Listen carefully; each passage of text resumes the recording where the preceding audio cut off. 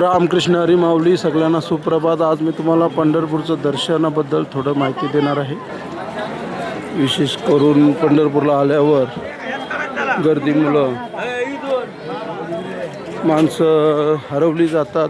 कुठं निघायचं कुठून यायचं कळत नाही. आज तारीख आहे 23 जुलै.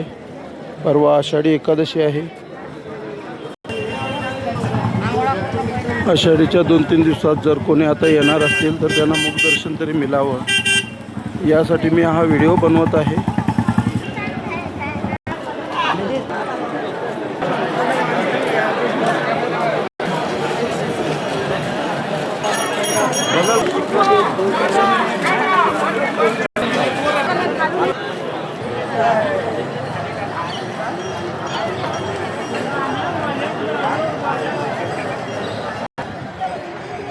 रामकृष्ण हरी माऊली. तर व्हिडिओला सुरुवात करूया.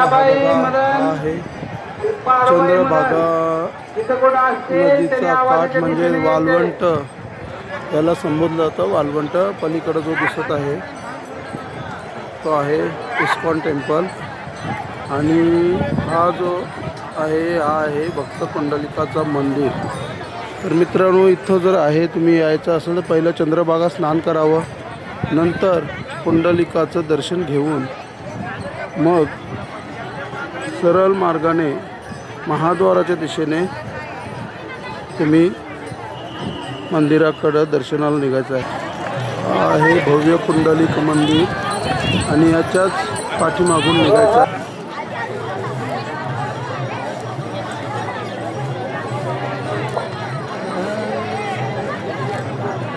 हा बघा, हा महाद्वाराचा रस्ता आहे. या महाद्वाराच्या रस्त्यानेच दर्शनाला तुम्ही जायचं आहे.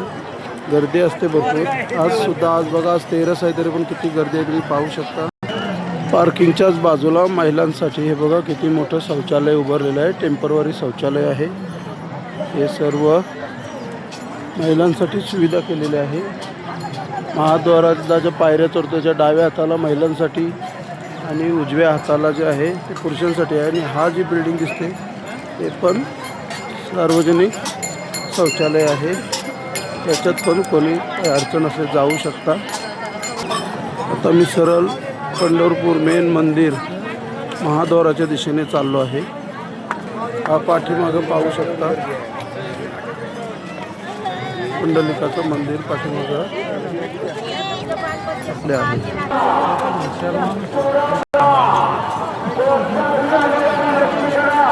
तर हा भक्त पुंडलिक घाट चढून आल्यावर समोरच आपल्याला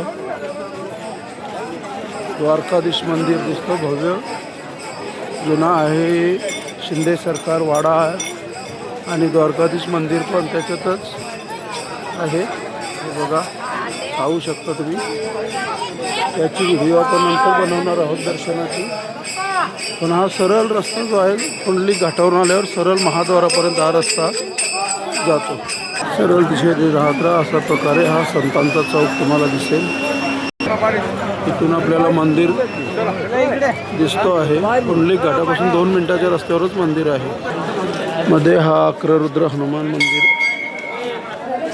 हे बघा दर्शन घेऊ शकता.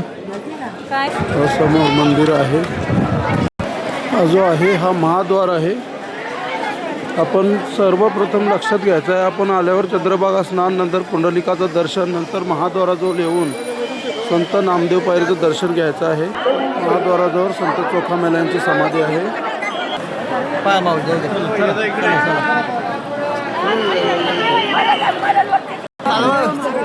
अशा प्रकारे गर्दीतून नामदेव पायरीचं दर्शन घेऊन आपण डाव्या हाताने निघायचं आहे मुखदर्शनसाठी. डाव्या हाताने ही मुखदर्शन लाईन गेट क्रमांक 1 पासून थोडं पुढं गेल्यावर तुम्हाला मी दाखवू शकतो. पुढं डाव्या हाताने आल्यावर लगेच आपल्याला डाव्या हाताला वळायचं आहे. ही बघा, ही अशी गल्ली जात आहे खाली. ही जाणार आहे खाली मुखदर्शन लाईनला. मध्ये हा विठ्ठल भवन मिळतो आपल्याला. यापासून अजून पुढे समोर जी दिसत आहे ती दर्शन लाईन आहे. ही मुखदर्शन लाईन साधारण आता गर्दी असल्यामुळे 2 ते 4 तासामध्ये तुम्हाला मुखदर्शन होणार आहे. सकाळी आज आम्हाला 1 तासात दर्शन झालं होतं, पण आता भरपूर गर्दी वाढली आहे. हळूहळू या पुलावर मुखदर्शन लाईन जी आहे मंदिरामध्ये प्रवेश होत आहे. ही लाईन मंदिरात पोचली आहे. आता रुक्मिणी द्वारामधून तुम्ही बाहेर येणार आहेत. एक्झिट झाल्यावर उजव्या हातानेच चालायचं आहे, म्हणजे तुम्ही नामदेव पायरीजवळ पोचणार आहात. आतमध्ये मोबाईल आपल्याला अलाउड नाही, पण आतमध्ये आपल्याला विठ्ठलाचं दर्शन आणि रुक्मिणीचं दर्शन दोन्ही होतं. रुक्मिणी गेटमधून तुम्ही बाहेर पडले की उजव्या हाताने सरळ उजव्या हाताने चालत जाऊन परत नामदेव पायरीपर्यंत जायचं आहे. ही जी लाईन आहे लाडू प्रसादसाठी लाईन आहे. इथे लाडू प्रसाद आपल्याला दिला जातो. ही उत्तरद्वारजवळ लाडू प्रसादची लाईन आहे. इथं लाडू काउंटर आहे. प्रसाद लाडू इथे 10 रुपयाला मिळतो. हॅलो आपण आता नामदेव पायरीपर्यंत आलेलो आहोत. नामदेव पायरीजवळ पण एक टॉयलेट आहे.